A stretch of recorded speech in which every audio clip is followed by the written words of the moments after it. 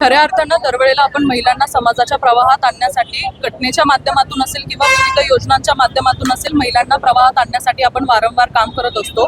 पण खऱ्या अर्थाने महिलांना राजकारणात स्थान देण्यासाठी ज्यावेळेस 33% आरक्षणाचं विधेयक संसदेत मांडण्यात येतं त्यावेळेला काँग्रेस विरोधी पक्ष म्हणून त्याला विरोध करण्याचं काम करतो, त्याच्या विरोधात मतदान करण्याचं काम करतो।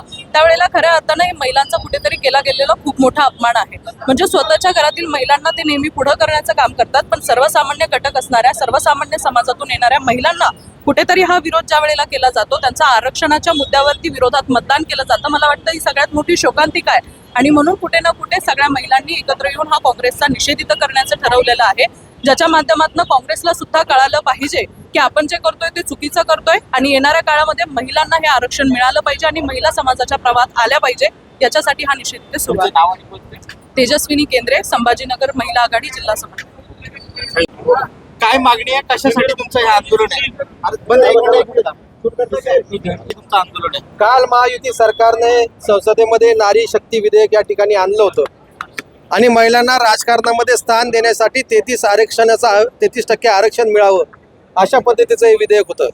परंतु या विधेयकाला महाविकास आघाडी, त्याला आपण म्हणता येईल काँग्रेसचे जे सगळे सहकारी पक्ष त्यांनी विरोध केला आणि हे विधेयक पारित होऊ शकलं नाही।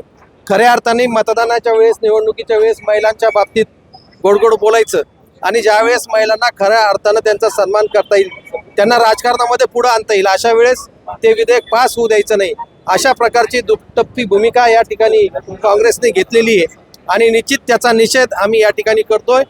महिलांच्या सन्मानमध्ये शिवसेना या ठिकाणी मैदानात उतरलेली आहे आणि पूर्ण राज्यामध्ये काँग्रेसच्या विरोधात आंदोलन हे शिवसेनेने या ठिकाणी केलेलं आहे।